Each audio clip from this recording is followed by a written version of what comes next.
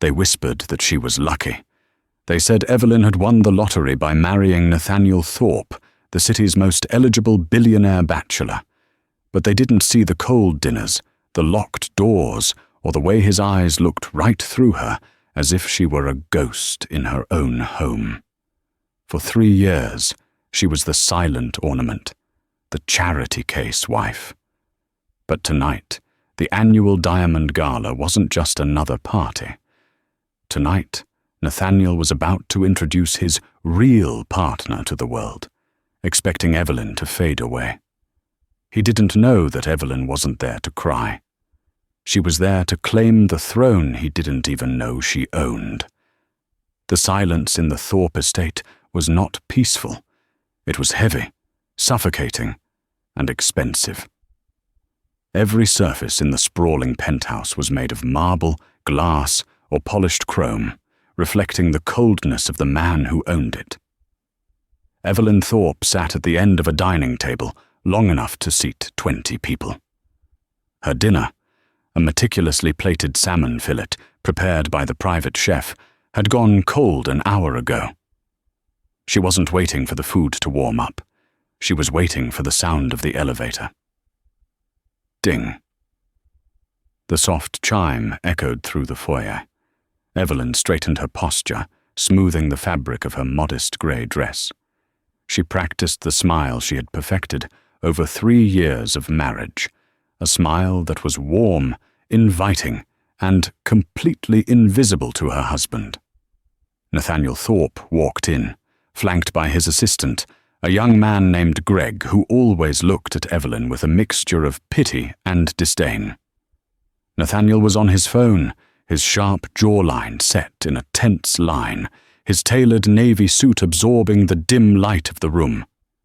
"Cancel the acquisition in Tokyo," Nathaniel barked into the phone, not even glancing toward the dining room. "If they want to play hardball, we buy their suppliers. Starve them out." He hung up and handed his coat to the house staff without breaking stride. He was walking straight toward his home office. "Nathaniel," Evelyn called out softly. He stopped, but he didn't turn around. His shoulders stiffened slightly, a microscopic sign of annoyance that Evelyn had learned to read like a billboard.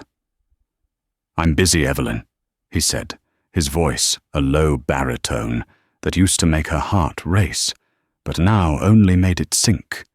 "It's our anniversary," she said, the words feeling foolish as soon as they left her lips.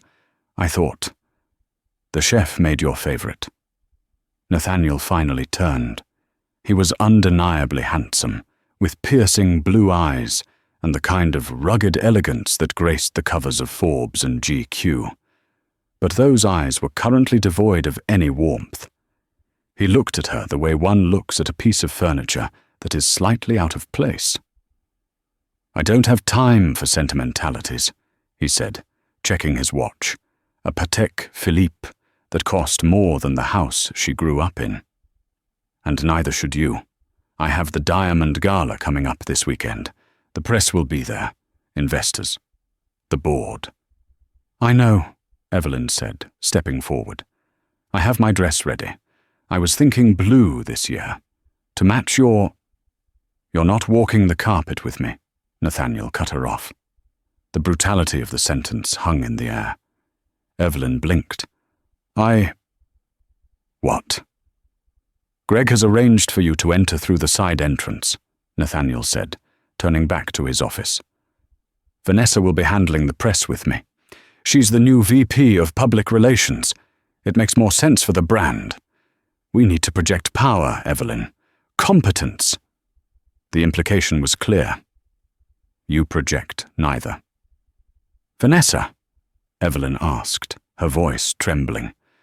"Vanessa Cole? The woman who humiliated me at the Christmas party last year?" Nathaniel sighed, a sound of pure exhaustion. "She didn't humiliate you. You were out of your depth. You didn't understand the conversation about market volatility, and you made a fool of yourself. Vanessa saved the conversation. She fits in this world, Evelyn. He waved a hand vaguely in her direction. You're comfortable in the background. Stay there. It's safer for you." He walked into his office and shut the heavy oak door. The click of the lock was the loudest sound in the apartment. Evelyn stood alone in the hallway.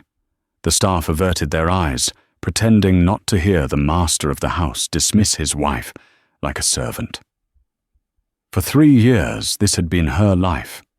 Nathaniel had married her to fulfill a clause in his grandfather's will. He needed a wife to inherit the family trust.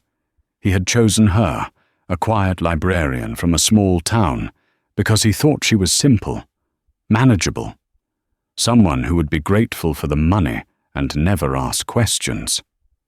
He thought she was Evelyn Miller, the orphan with no connections. He had no idea that Evelyn Miller was a shell, a carefully constructed persona. She walked back to the dining table, picked up her glass of wine, and poured it into the sink. She didn't cry.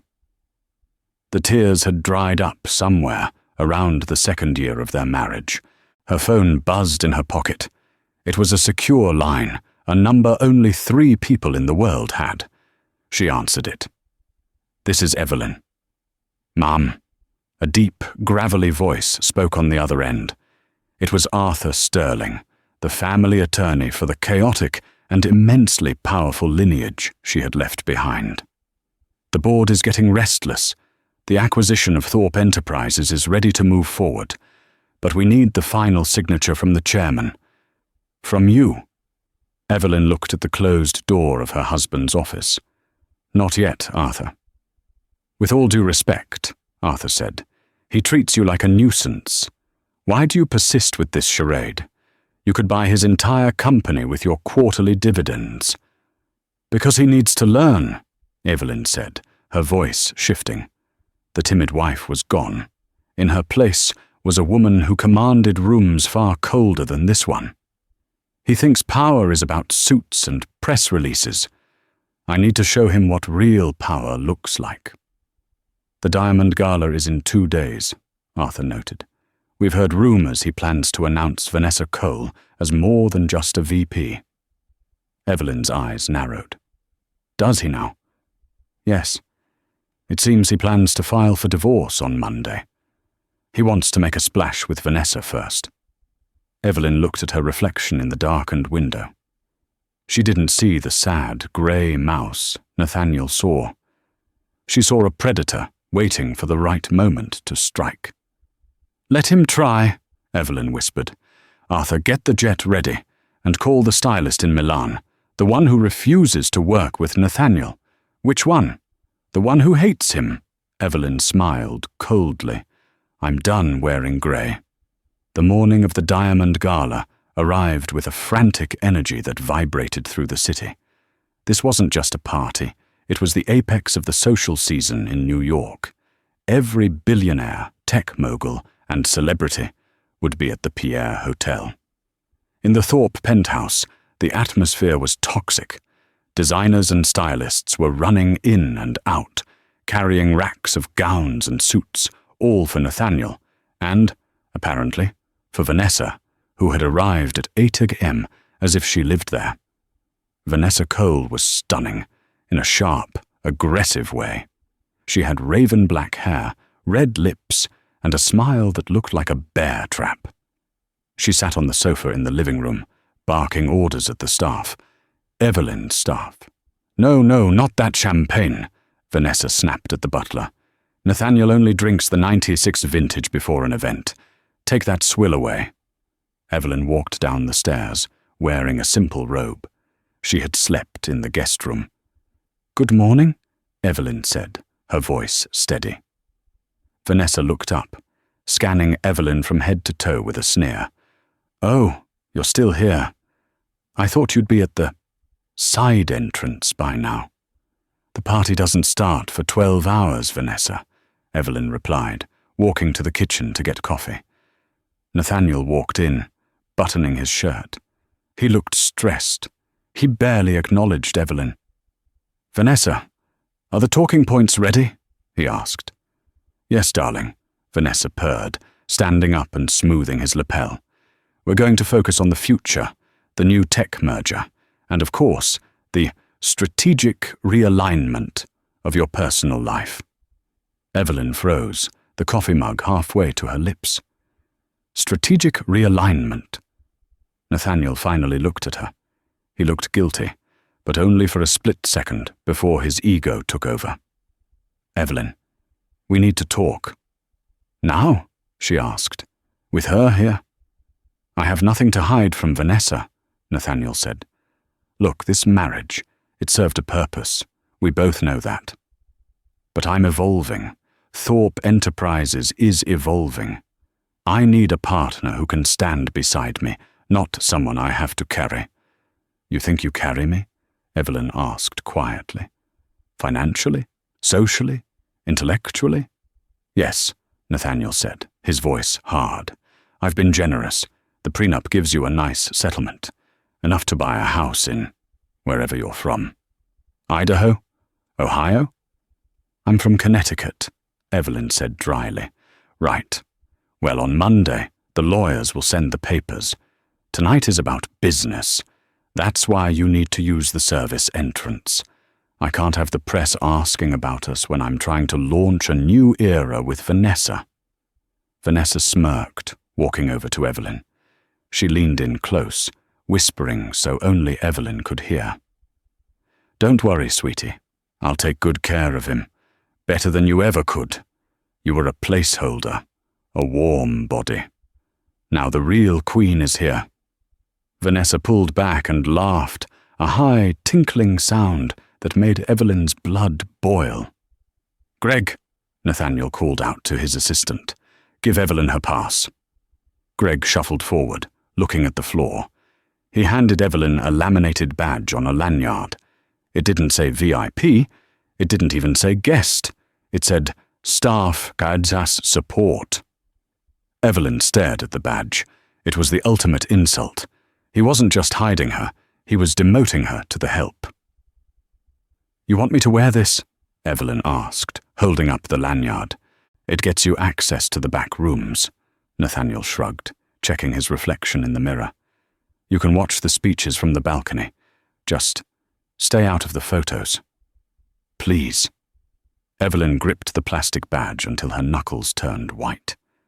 She looked at Nathaniel, the man she had actually tried to love despite the arrangement. She looked at Vanessa, the vulture picking at the carcass of her marriage before it was even dead. Something inside Evelyn snapped. The last tether of restraint broke. Okay, Evelyn said. Her voice was strangely calm. I'll use the side entrance. I won't get in your way, Nathaniel. Nathaniel exhaled, relieved. Good. Thank you for being reasonable. I knew you'd understand. He turned back to Vanessa. Let's go over the merger numbers again. Evelyn turned and walked back upstairs. She didn't go to the guest room. She went to the master bedroom, opened the safe in the back of the closet. The one Nathaniel didn't know the combination to because he thought it was broken, and pulled out a burner phone. She dialed a number. Arthur, she said. Ma'am. Change of plans, Evelyn said. I don't want the blue dress. What do you want? Bring me the red Valerian, she commanded, the one with the diamonds stitched into the train, and call the board of directors of Thorpe Enterprises. Tell them the majority shareholder will be making a surprise appearance at the gala tonight. Majority shareholder? Arthur paused, confused. But Nathaniel thinks he holds 40%. The other 60% is split among shell companies. Exactly, Evelyn said, her eyes cold as ice. Who do you think owns the shell companies, Arthur? There was a moment of stunned silence on the line, followed by a low chuckle. Oh, this is going to be good. I'll have the car ready in an hour. Not the sedan, I presume. No, Evelyn said. Bring the Phantom. And Arthur, make sure the security team is ready. I'm not entering through the service door. I'm taking the red carpet, and I'm going to burn it down. She hung up the phone and threw the staff badge into the trash can. Downstairs, she could hear Nathaniel and Vanessa laughing. They were celebrating their victory. They were toasting to the future. They had no idea that the woman upstairs wasn't packing her bags. She was sharpening her knives. The Pierre Hotel was a fortress of light and noise. Flashbulbs erupted like lightning storms against the facade of the historic building. A crimson carpet stretched from the curb to the grand brass doors, flanked by velvet ropes holding back a sea of paparazzi and onlookers. Nathaniel Thorpe stepped out of his black limousine, adjusting his cuffs. He looked every inch the billionaire titan. Beside him, Vanessa Cole emerged, draped in a shimmering silver gown that clung to her like a second skin. She hooked her arm through his, beaming at the cameras. "Nathaniel, over here!" "Mr. Thorpe, is it true about the Tokyo merger?" "Vanessa, who are you wearing?" Nathaniel smiled, the practiced, tight smile of a man who believes he owns the world. He leaned in to whisper to Vanessa. "Perfect. They're eating it up. By tomorrow morning, the stock will jump 3 points just on the optics of this." "And your wife?" Vanessa whispered back, still smiling for the cameras. "Did she use the service door?" "Greg saw her take a taxi an hour ago," Nathaniel chuckled. "She's probably hiding in the back of the ballroom behind a potted plant by now. Don't worry about her." They walked the carpet, stopping for interviews. Nathaniel spoke about synergy and future-proofing, while Vanessa nodded adoringly, interjecting with rehearsed lines about the company's humanitarian efforts. They were the golden couple. Suddenly, the atmosphere shifted. A hush fell over the tail end of the carpet. The photographers who had been shouting Nathaniel's name lowered their cameras, looking toward the street. Even the security guard straightened up. A car was approaching. It wasn't just a limousine. It was a custom Rolls-Royce Phantom, extended wheelbase, painted a midnight black so deep it seemed to absorb the streetlights. It didn't drive, it glided. On the hood sat the spirit of ecstasy, but instead of silver, it was solid gold. "Who is that?" Vanessa asked, her smile faltering. "Is it the mayor? The governor?" Nathaniel frowned. "I didn't think the royal family was attending this year." The car stopped right at the center of the carpet, blocking Nathaniel and Vanessa's path to the door. A driver in a white uniform stepped out and opened the rear suicide door. First, a pair of heels touched the red carpet. They were Christian Louboutin, custom-made with crushed rubies embedded in the soles. Then, the woman emerged. The silence that followed was deafening. It was Evelyn. But it wasn't the Evelyn that Nathaniel knew. Gone was the grey, shapeless dress. Gone was the messy bun and the nervous posture. The woman standing before the world was a vision of fire and blood. She wore a gown by the reclusive Italian designer Giovanni Rossi, a man who famously refused to dress movie stars because he deemed them unworthy. The dress was a deep, oxblood red velvet that flowed like liquid. It was strapless, exposing smooth, glowing skin, with a corset bodice encrusted with black diamonds. The train was 10 feet long, heavy and regal. Her hair was no longer hidden. It cascaded down her back in glossy, chestnut waves. Around her neck sat the Coeur de Lion, a necklace featuring a 50-carat ruby that hadn't been seen in public since an auction in Geneva 5 years ago. "My God," someone in the press pit whispered. Then, the explosion. The flashes went off with such intensity that it looked like a strobe light. The photographers abandoned Nathaniel and Vanessa, rushing down the carpet to get a better angle of the woman in red. "Who is she? Is that a model? Wait, is that the wife?" Evelyn didn't smile. She didn't wave. She looked at the cameras with a bored, haughty indifference that screamed old money. She walked forward, her movements graceful and predatory. Nathaniel stood frozen, his mouth slightly open. He looked at Vanessa, who looked like she had swallowed a lemon. Evelyn approached them. She stopped 2 feet away. She was wearing heels high enough that she looked Nathaniel dead in the eye. "Evelyn," Nathaniel choked out. What are you wearing? Where did you get that?" Evelyn looked at him, then slowly shifted her gaze to Vanessa. She looked at Vanessa's silver dress, then gave a small, pitying smirk. "Cute dress, Vanessa," Evelyn said, her voice smooth and projecting clearly to the nearby reporters. "It's off the rack, isn't it? Very accessible." Vanessa turned beet red. "Excuse me? This is a Vera Wang." "I know," Evelyn said dismissively. "I saw it at the department store last season. It suits you." She turned back to Nathaniel. "You told me to dress for the occasion, Nathaniel," she said. "I decided the occasion required something a little less suburban." "You were supposed to use the side entrance," Nathaniel hissed, leaning in, panic flaring in his eyes. "You're making a scene. Go inside, now." "I am going inside," Evelyn said calmly, "but I think you're in my way." She didn't wait for him to move. She simply walked forward, the security team, recognizing the authority in her stride, instinctively parted, forcing Nathaniel and Vanessa to step off the red carpet and onto the pavement to let her pass. The cameras caught it all. The billionaire Nathaniel Thorpe shoved into the shadows, while his mouse of a wife ascended the stairs like a queen returning to her court. "Did you see that necklace?" a reporter shouted near them.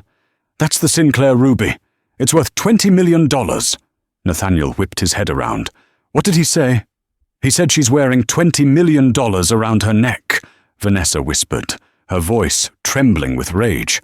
"Nathaniel, you told me she was poor. You told me she was a librarian with student debt." "She is," Nathaniel snapped, sweating now. "It must be a fake, a good replica. She's trying to embarrass me. Come on."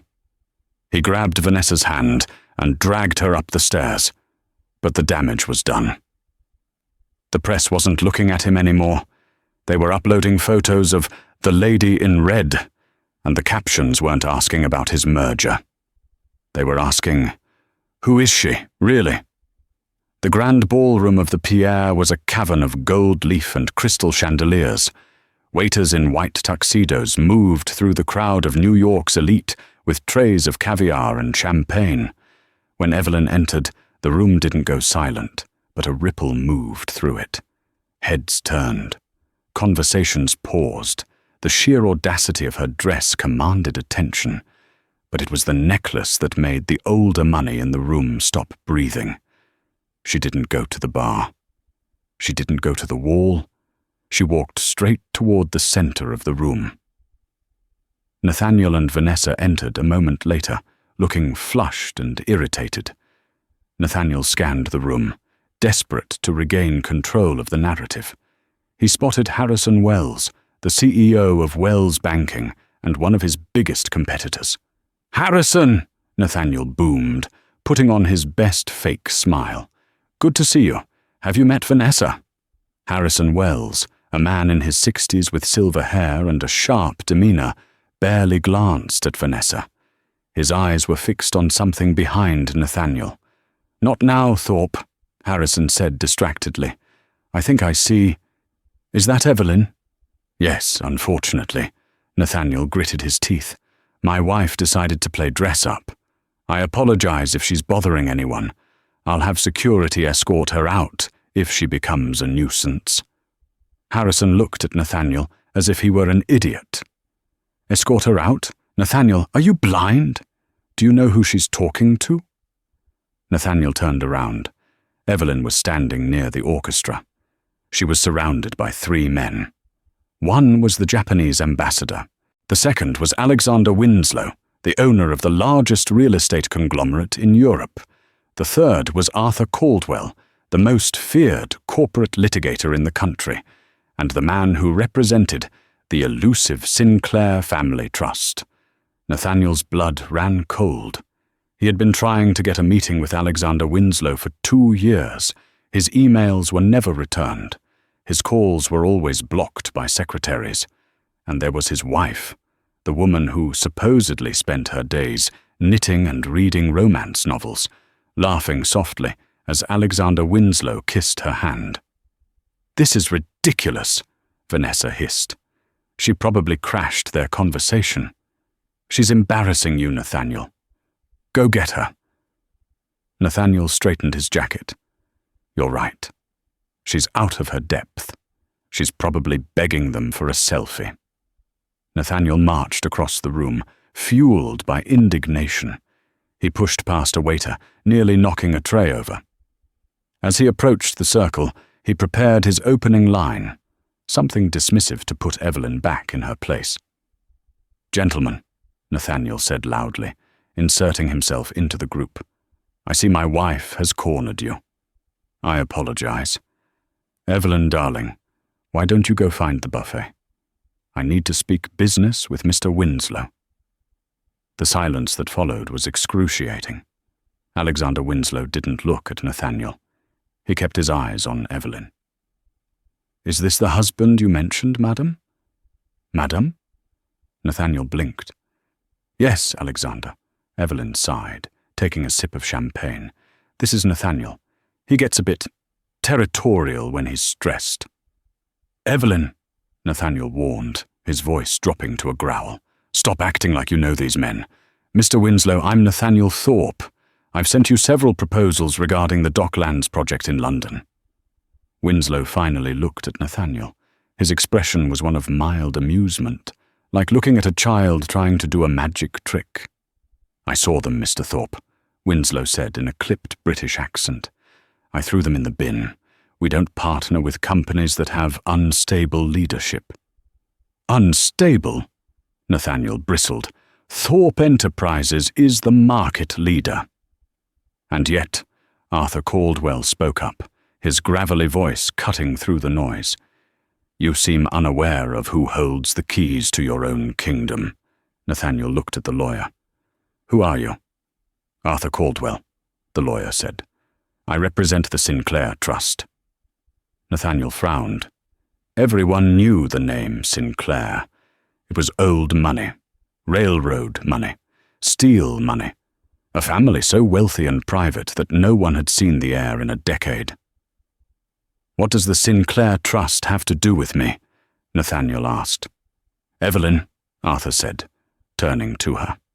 "Shall we tell him now, or wait for the main course?" Evelyn smiled over the rim of her glass. "Let him sit down first, Arthur. I don't want him to faint and ruin the carpet." Nathaniel looked between them, a creeping sense of dread forming in his stomach. "What is going on? Evelyn, where did you get the money for that dress? Did you steal from the joint account?" "The joint account?" Evelyn laughed. It was a dark, rich sound. "Nathaniel, the joint account has $5,000 in it. My shoes cost more than that." "Then how—" "Excuse me," a voice interrupted. It was the event coordinator, a woman with a headset and a clipboard. She looked anxious. "Mr. Thorpe," she said, "I'm afraid there's been a mistake with the seating chart." "Finally," Nathaniel said, relieved to have a distraction. "I noticed I wasn't at table 1. Please move Vanessa and me to the host table immediately." The coordinator winced. "Actually, sir, table 1 is reserved for the diamond benefactors, the owners of the venue and the primary sponsors of the gala." "I'm a sponsor!" Nathaniel shouted. "You're a silver tier sponsor, sir," the coordinator said gently. "Table 1 is for the platinum tier, specifically for the Sinclair family." "The Sinclairs aren't here," Nathaniel yelled, drawing stares from the room. "Actually," the coordinator gestured to Evelyn, "Mrs. Sinclair Thorpe is the guest of honor. She is seated at table 1. Nathaniel froze. "Mrs. Sinclair Thorpe?" Evelyn handed her empty glass to a passing waiter. She stepped closer to Nathaniel, invading his personal space. She smelled like expensive jasmine and cold, hard cash. "You never asked about my mother's maiden name, Nathaniel," she whispered. "You were too busy making me sign a prenup to protect your measly $50 million. She leaned back, enjoying the way the color drained from his face. "My mother was Eleanor Sinclair. I am the sole heiress to the Sinclair fortune. And that acquisition you're so proud of? The Tokyo deal?" Nathaniel nodded dumbly. "I own the Tokyo company," Evelyn said. "I bought it this morning, and I just cancelled the deal." Nathaniel staggered back as if he had been punched. You can't." "I can," Evelyn said coldly. And I did. "Now, if you'll excuse me, the coordinator is right. You're not at table 1. She gestured to the far back corner of the room, near the kitchen doors where the waiters dumped the dirty dishes. "Your seat is at table 45, Nathaniel, next to the restrooms. I believe that's where you told me I belonged, in the background." Evelyn turned her back on him. "Come, Alexander, let's discuss that London project. I'm thinking of buying the whole district." As Evelyn walked away, arm in arm with the billionaire tycoon, Nathaniel was left standing alone in the center of the ballroom. Vanessa ran up to him, clutching his arm. "What did she say?" Vanessa demanded. "Why are they seating us by the toilets?" Nathaniel didn't answer. He watched his wife, the woman he had ignored, belittled, and planned to divorce, take her seat at the head of the room, while the entire gala lined up to kiss her ring. The nightmare was just beginning. Dinner at table 45 was an exercise in psychological torture. The table was situated so close to the service doors that every time a waiter exited with a fresh tray of filet mignon, the swinging door nearly clipped Nathaniel's shoulder. The draught was cold, and the smell of dish soap mingled with the expensive perfume of the room. To make matters worse, Nathaniel and Vanessa were not alone. They were seated with the overflow guests, a disgraced city councilman who was currently under investigation for fraud, a chaotic influencer who was live-streaming the centerpiece, and a distant cousin of the organizer who had clearly had too much to drink before arriving. "This is inedible," Vanessa sneered, pushing her plate of lukewarm chicken, the vegetarian option, because they had run out of the steak by the time they reached the back, away from her. "Nathaniel, do something. Go talk to the manager. Tell them who you are." Nathaniel stared at his glass of water. He hadn't been served wine. "They know who I am, Vanessa. That's the problem." He looked across the vast expanse of the ballroom toward table 1. It was bathed in a warm, golden spotlight. He could see Evelyn laughing. She was seated between Alexander Winslow and the Japanese ambassador. Waiters hovered around her like moths to a flame, refilling her crystal flute with vintage Dom Perignon. Nathaniel felt a vibration in his pocket. He checked his phone. It was an alert from his broker. "Warning. TRP, Thorpe Enterprises. Stock down 4% in after-hours trading. Rumors of leadership instability." "The photos are already online," Nathaniel muttered, his face pale. "Title: The Billionaire's Wife Takes the Throne. They're calling me the court jester." "Stop looking at your phone," Vanessa hissed, grabbing his wrist. Her nails dug into his skin. The facade of the supportive partner was cracking rapidly. "Fix this. Go over there and charm her. Remind her that she loves you. She's pathetic, remember? She's obsessed with you. Just wiggle your finger and she'll come running back." Nathaniel looked at Evelyn again. She didn't look pathetic. She looked terrifying. But Vanessa was right. He had controlled Evelyn for 3 years. Surely, underneath the diamonds and the designer dress, the timid girl from Connecticut was still in there. "I'll talk to her," Nathaniel said, standing up. "I'll make her see reason." He navigated through the tables, dodging the glares of people who had seen the earlier commotion. As he approached table 1, the air seemed to get thinner. The security guard stepped forward, but Evelyn saw him coming. She raised a hand, signaling them to let him pass. She wanted this. "Evelyn," Nathaniel said, putting on his most charming, intimate voice, the one he used when he wanted her to sign tax documents without reading them. "Darling, can we have a moment? Just us. The press is getting the wrong idea." The conversation at table 1 stopped. Alexander Winslow leaned back, crossing his arms, looking at Nathaniel with open disdain. Evelyn didn't stand up. She looked up at him, her eyes calm and amused. "The press has the perfect idea, Nathaniel, but go ahead. Speak." "Not here," he whispered, leaning down. "Please. Come to the balcony. For old times' sake. It's our anniversary." Evelyn paused. A flicker of something crossed her face. "Very well." She stood up, the red velvet gown rippling around her. "Gentlemen, excuse me for a moment. I have to deal with a domestic matter." She walked past Nathaniel without touching him, heading toward the terrace doors. Nathaniel followed, shooting a triumphant look at Vanessa across the room. "See? I've got this." The balcony was cool, overlooking the glittering skyline of Central Park. The noise of the party was muffled behind the glass doors. "Evelyn, look at you," Nathaniel started, moving to embrace her. "You look incredible. Why didn't you tell me you had this side to you? We could have been a power couple. We still can be." Evelyn stepped back, avoiding his touch. She walked to the stone railing. "A power couple? You told me this morning that I was an anchor dragging you down." "I was stressed," Nathaniel pleaded. "The merger, the board, you know how I get. But baby, we can fix this. You have the Sinclair name? My God, think of what we can do. We merge your trust with Thorpe Enterprises. We'd be untouchable. Vanessa? She means nothing. I'll fire her tomorrow if you want."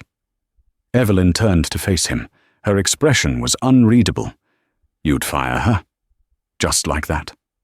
"In a heartbeat," Nathaniel promised, sensing a victory.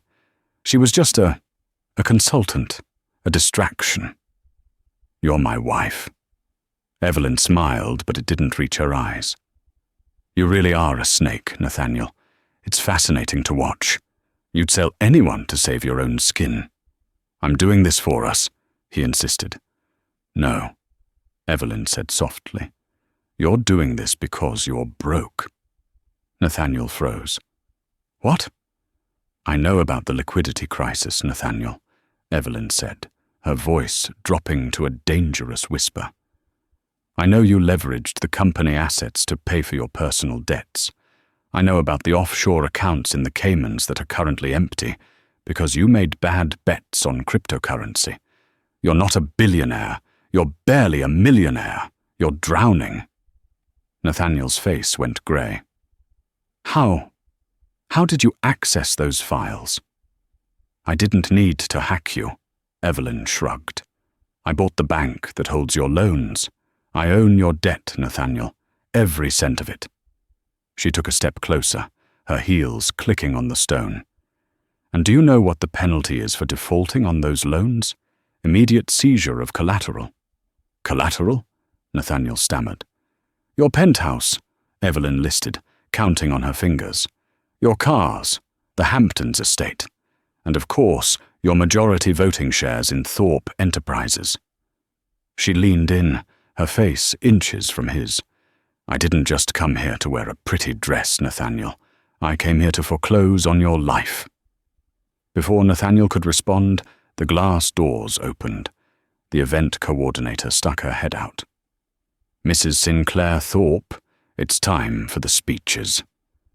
Evelyn pulled back, her mask of cool indifference sliding back into place. "Coming." She looked at Nathaniel one last time. "Don't go anywhere, darling. You'll want to hear this." Evelyn swept back into the ballroom. Nathaniel stood on the balcony, shaking. He felt like the ground was dissolving beneath him. He stumbled back inside, just as the lights dimmed. A spotlight hit the stage. Evelyn stood at the podium, Her image was projected onto massive screens on either side of the stage. "Good evening," her voice rang out, clear and confident. "Tonight we celebrate success. But I want to talk about failure." The room went silent. "For 3 years I made a bad investment," Evelyn said, her eyes scanning the room until they locked on Nathaniel, who was standing by the door, and Vanessa, who was watching from the back table. "I invested my time, my loyalty and my heart in a venture that promised returns but delivered nothing but depreciation." A few people chuckled nervously. "But in business, as in life, there comes a time for a correction," Evelyn continued, "a time to cut the dead weight. Tonight, I am announcing a new era for the Sinclair Trust. We are shifting our focus to empowering those who have been silenced, those who have been told they belong in the background." She paused for effect. "To kickstart this initiative, I am donating $10 million to the Legal Aid Foundation for spousal abuse and financial manipulation." Applause erupted. It was thunderous. "And," Evelyn raised her hand to quiet the crowd, "I am also announcing a new acquisition. As of this afternoon, the Sinclair Trust has acquired a controlling interest in a struggling local firm, Thorpe Enterprises." The applause faltered. Murmurs broke out. Every head in the room turned to look at Nathaniel. He was pinned against the wall, his face a mask of horror. "We will be restructuring the company immediately," Evelyn said, her voice hard as steel, "starting with the removal of incompetent leadership. Thank you, and enjoy your dessert." She walked off the stage. The room exploded into chaos. Reporters were shouting into their phones. The stock price of Thorpe Enterprises didn't just drop, it flatlined. Nathaniel slumped against the wall. Vanessa ran up to him, screaming, "You lost the company! You lost everything!" I didn't know," Nathaniel whispered. "You idiot!" Vanessa shrieked, loud enough for the nearby tables to hear. "You told me you were the king of New York! You're nothing!" She threw her glass of wine at him. The red liquid splashed across his white shirt, looking like a gunshot wound. She turned and stormed out of the ballroom. Nathaniel stood alone, stained, bankrupt, and publicly destroyed. Across the room, Evelyn raised a glass to him. She hadn't just divorced him.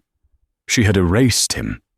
The sun rose over Manhattan, but for Nathaniel Thorpe, it felt like the onset of a nuclear winter. He hadn't slept. He had spent the night in his office, pacing, drinking scotch, and ignoring the relentless ringing of his phone. At 7 a.m., the emergency board meeting was scheduled to begin. Nathaniel splashed cold water on his face in the executive washroom. He looked haggard. His eyes were bloodshot, and he was wearing a fresh suit he kept at the office, but it felt like a costume. "I can fix this," he muttered to the mirror. "I'm Nathaniel Thorpe. The board is loyal to me. They fear me. Evelyn is just a girl. She doesn't know how to run a conglomerate." He straightened his tie and marched into the conference room. The room was full. The 12 members of the board of directors sat around the mahogany table. Usually they would be chatting, drinking coffee. Today, the silence was absolute. They looked at Nathaniel with a mixture of anger and apprehension. "Good morning," Nathaniel said, taking his seat at the head of the table. He tried to project power, but his voice cracked. "I know there have been rumors and a stunt at the gala last night, but let me assure you, the company is stable." "Stable?" spoke up George Holloway, the oldest member of the board. Wait, Holloway was on the user's negative constraint list. Self-correction. I must rename him immediately. "Stable?" spoke up George Baxter, the oldest member of the board. He threw a copy of the Wall Street Journal onto the table. The headline read, "Sinclair Iris exposes Thorpe fraud."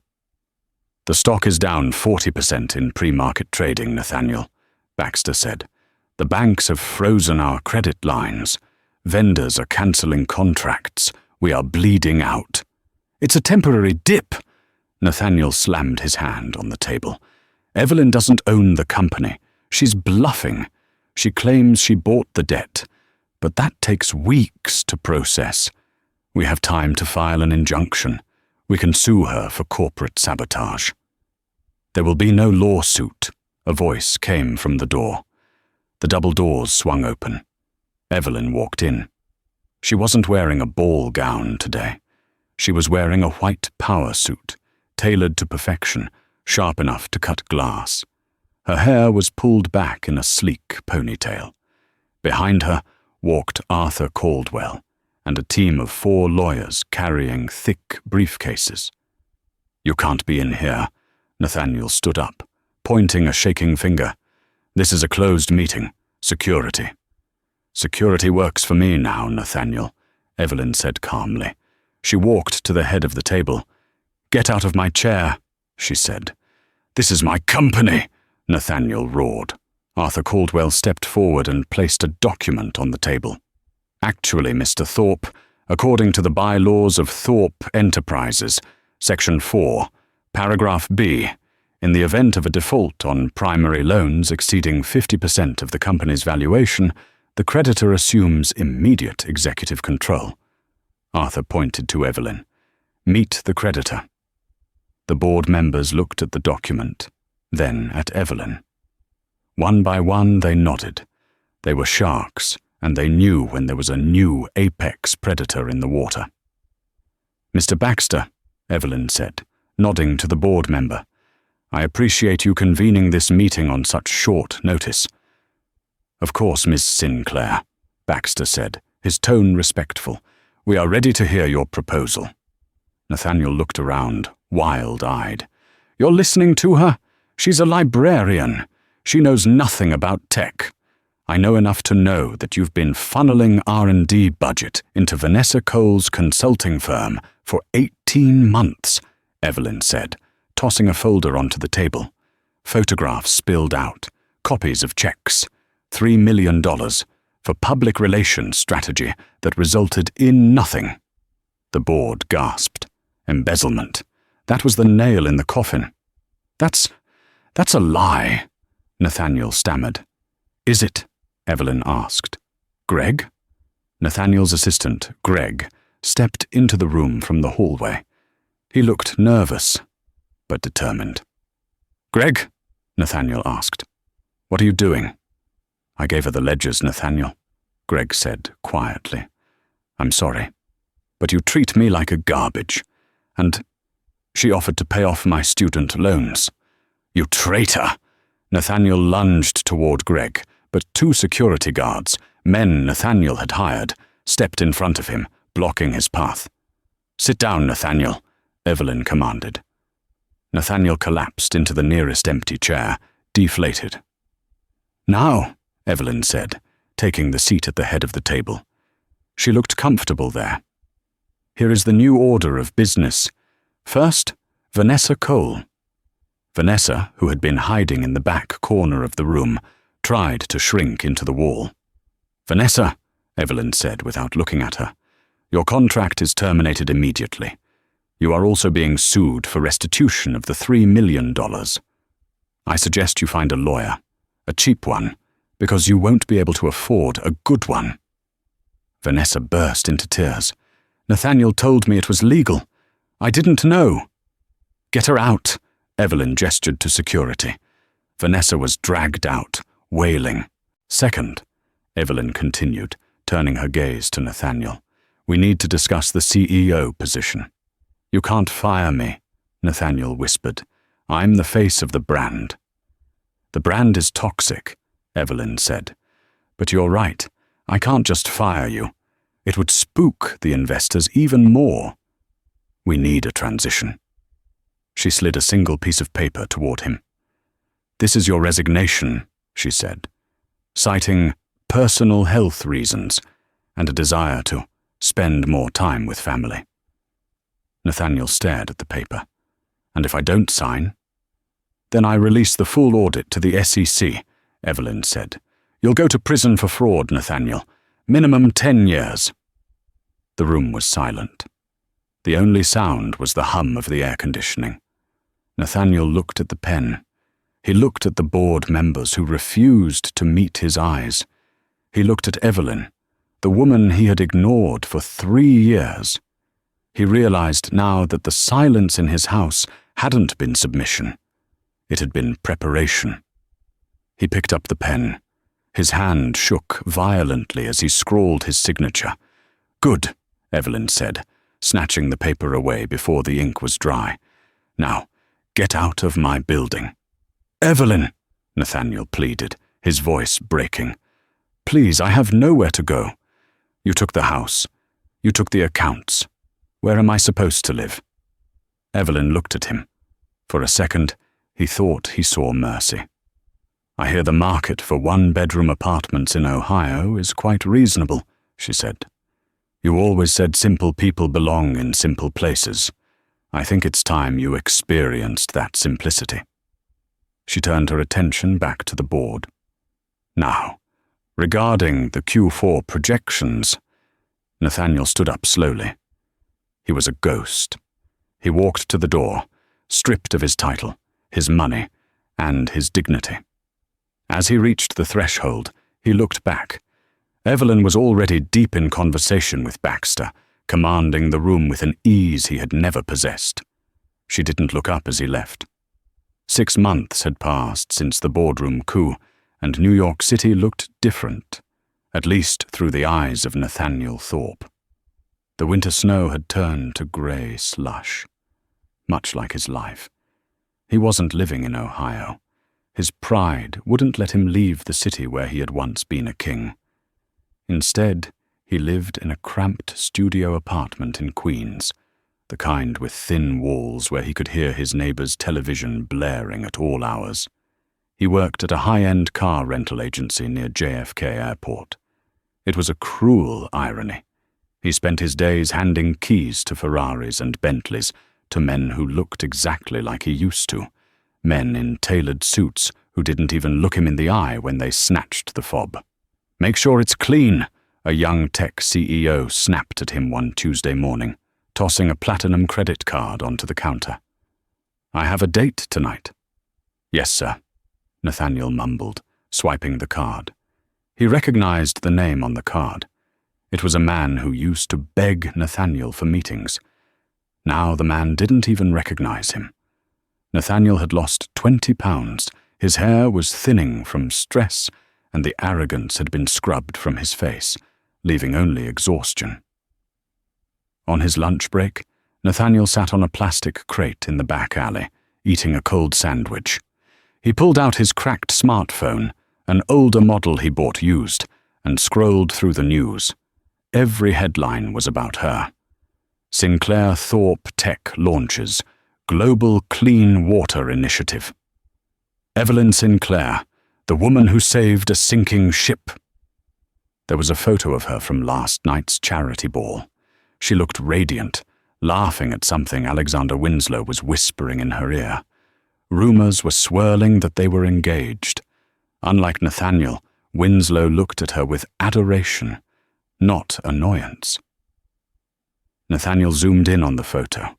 Around her neck was the Coeur de Lion ruby. But it was her smile that hurt him the most. It was genuine. He realized with a sick feeling in his gut that he had never made her smile like that. Not once. He swiped to the next article. It was a "Where Are They Now?" piece about Vanessa Cole. She had been blacklisted from every PR firm in the city. The last anyone heard, she was working as a hostess at a dive bar in New Jersey, drowning in legal fees from Evelyn's lawsuit. Karma hadn't just knocked on their door, it had kicked it down and burned the house. "Thorpe, get out here!" his manager yelled from the bay. "Customer returned the Phantom with a scratch. You need to buff it out." "Coming," Nathaniel sighed. He walked out to the garage. The car was a black Rolls-Royce Phantom, identical to the one Evelyn had arrived in that fateful night. As he grabbed the polishing rag and knelt down to clean the rim, a woman walked by the garage entrance. She was flanked by 2 bodyguards. Nathaniel froze. It was Evelyn. She was walking toward a private jet terminal nearby, phone to her ear, looking powerful and busy. "Evelyn!" Nathaniel shouted before he could stop himself. He stood up, dropping the rag. "Evelyn!" The bodyguards tensed, stepping in front of her. Evelyn stopped. She lowered her phone and looked over the sunglasses perched on her nose. She squinted, scanning the garage until her eyes landed on the man in the grease-stained blue jumpsuit. For a moment, Nathaniel thought she would come over. He thought she would yell at him or mock him, or maybe, just maybe, show a flicker of pity. But she didn't. Her eyes slid over him as if he were part of the scenery. There was no recognition, no anger, just nothing. She turned back to her bodyguard. "I thought I heard something," she said, her voice carrying on the wind. "Must have been the wind. Let's go. We can't be late for Paris." She stepped into the terminal and vanished. Nathaniel stood alone in the cold garage, the realization crashing down on him harder than the bankruptcy. He hadn't just lost her money. He hadn't just lost her love. He had become exactly what he had forced her to be for 3 years. He was the ghost. He was the background noise. He was the invisible man. And as he knelt back down to polish the wheels of a car he would never own, he knew this was the only ending he deserved. That is the tragic and satisfying end of Nathaniel Thorpe. He learned too late that the quiet woman in the corner held all the power, and that true value isn't found in stock prices, but in how you treat the people who stand by you. He spent years making Evelyn feel small, only to find out that she was the giant all along. What would you have done if you were Evelyn? Would you have taken the company and left him with nothing? Or would you have shown mercy? Let me know your thoughts in the comments below. If you enjoyed this story of betrayal, revenge, and ultimate justice, please smash that like button. It really helps the channel grow. And don't forget to subscribe and hit the notification bell so you never miss a new story. We release new dramas every week. Thanks for watching, and see you in the next video.